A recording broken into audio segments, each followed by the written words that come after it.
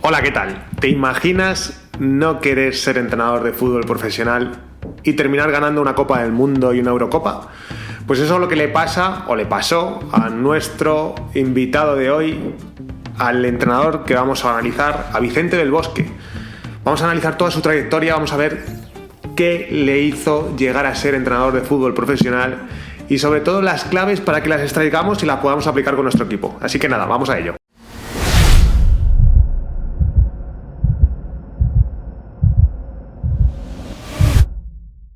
Vicente del Bosque nace en 1950, en un contexto en el que España vivíamos en una época en la que estaba gobernada por un totalitarismo por Francisco Franco. Y es en esa época en la que Vicente nace en Salamanca, pero eso no le impide que la situación que se estaba viviendo en España frenase sus cualidades, frenase su capacidad de crecimiento. Y en este sentido se desarrolla futbolísticamente pues donde lo hacemos todos, o por lo menos lo hacíamos cuando éramos pequeños, que es en las calles. Y es ahí donde Vicente empieza a crecer como futbolista, empieza a desarrollarse y empieza a llamar la atención. ¿Y de quién llama la atención? Pues primeramente de un equipo de Salamanca, del equipo de su ciudad. Ahí es donde empieza a entrenar, ahí es donde empieza a llamar la atención y ahí es donde empieza a recibir muchísimos elogios por parte de los entrenadores del club, del entorno, de los aficionados, de los demás padres, de los demás chicos. Y ahí, pese a que está recibiendo elogios, él tiene la cabeza muy asentada. Él sabe dónde tiene que ir, él sabe dónde tiene que crecer y él sabe que debe seguir trabajando duro. Podéis imaginar que en esa época, entre los años 50, 70, la televisión que estaba empezando a llegar a España, no en todas las casas era posible tenerlas. Sin embargo, él tenía una vecina que cuenta él que abría la ventana para que los chavales pudiesen ver el fútbol. Y en ese caso es cuando él empieza a ver todo lo que es un deporte que le llama muchísimo la atención, aparte de practicarlo, aparte de ir creciendo y aparte de tener una mentalidad muy clara a la hora de saber qué camino debería llegar para poder dedicarse al fútbol profesional. En un partido con el Salamanca, un ojeador del Real Madrid ve a Vicente del Bosque y se lo quiere llevar a su equipo, se lo quiere llevar al club más grande de España. Y en ese momento, pese a que él mantenía una altura muy, muy alta para su edad, pero no tenía gran velocidad, pero sabía utilizar muy bien su cuerpo y tenía una capacidad goleadora que era notable y además tenía muy buena técnica. Es verdad que se le ficha para ser delantero, pero poco a poco va retrasando su posición hasta llegar a mediocentro, donde empieza a destacar, donde empieza a llamar mucho la atención. Y es con 18 años cuando llega a este equipo, cuando llega al Real Madrid y empieza a jugar con los juveniles. Y de los juveniles no pensamos que tiene una trayectoria muy rápida para llegar al primer equipo. No, acaba cedido en dos equipos de España, en dos clubes, en el Castellón y en el Córdoba. En 1973 da el salto al primer equipo y se establece allí durante 11 temporadas como jugador del primer equipo. Cuenta Vicente del Bosque que en su etapa en el Real Madrid marcaron dos personas su trayectoria. Por un lado, Santiago Bernabéu, el presidente del club en esa época, y por otro lado, Luis Molomni, el entrenador cuando él llega al club. Vicente del Bosque gana 5 ligas y 4 Copas del Rey en su trayectoria en el Real Madrid. Además anota 15 goles que le valen para ser un jugador importante de la época, para ser un jugador de la primera plantilla, en la que estaba colmada de jugadores de la cantera. Era una época en la que el Real Madrid utilizaba muchos futbolistas de su cantera. Y aquí hay un dato muy importante a destacar que permanece hoy en día, y es que en 1979, junto con un grupo de compañeros, crean la AFE, la Asociación de Futbolistas Española. De esta manera, que es el organismo que sabemos ahora que tiene muchas historias, quién es el presidente, un montón de problemas para elegir sus líderes, crean una asociación que respalda a todos los futbolistas profesionales y a todos los futbolistas que van llegando a las ligas profesionales para tener una mejor estructura, para tener mejores contratos, para sentirse respaldados por una organización que está detrás de ellos. Y llega 1984. En 1984 es cuando se retira como jugador de la primera plantilla del Real Madrid. ¿Y dónde va? Le ofrecen seguir en el club, pero entrenando en categorías inferiores, y es donde ahí encuentra su vocación. Él siempre ha dicho y ha mantenido que no quería ser entrenador de fútbol profesional, quería mantenerse en las categorías inferiores porque es donde se sentía a gusto, es donde veía pasar grandes futbolistas, es donde sentía la capacidad de elegir a jugadores de fuera del club, formarlos e intentar llevarlos a la primera plantilla. Para él eso le llenaba, para él eso era lo más satisfactorio de todo. ¿Pero qué ocurre? que, tras unas malas temporadas, Vicente del Bosque llega sustituyendo a John Benjamin Tochak. Sí, ese de las frases célebres en todas las ruedas de prensa. Pues ese entrenador galés es cesado y llega Vicente del Bosque, que venía de abajo, y se le dan unas pautas muy claras: mantener una plantilla organizada, ser capaz de sacarle el mayor rendimiento a esa época gloriosa del Real Madrid y pasar a la historia.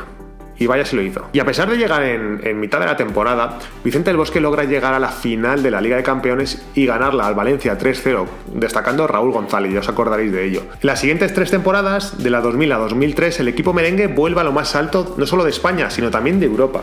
Y del Bosque guía al club de los Galácticos, Figo, Zidane, Beckham y Ronaldo a los siguientes logros, ganando una Champions League más en la 2001-2002, 2 campeonatos de Liga en la 2000 y 2002-2003, una Supercopa de España en la 2001, una Supercopa de Europa en la 2002 y una Copa Intercontinental en la 2002. Y luego aquí hay un dato curioso, y es que en junio del 2013, pese a todos esos éxitos y a la sensación de orden dentro del club, el club decide no renovarle, busca dar un pequeño salto más y decide no continuar con él.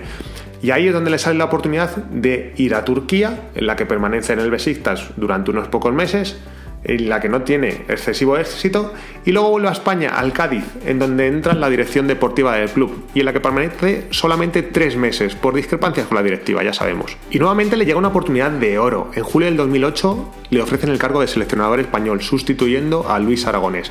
Y llega en una época gloriosa para la selección. Venía de ganar la Eurocopa y se presentaba enfrente de un Mundial, pero antes la Copa Confederaciones, donde cae eliminada 2-0 por Estados Unidos.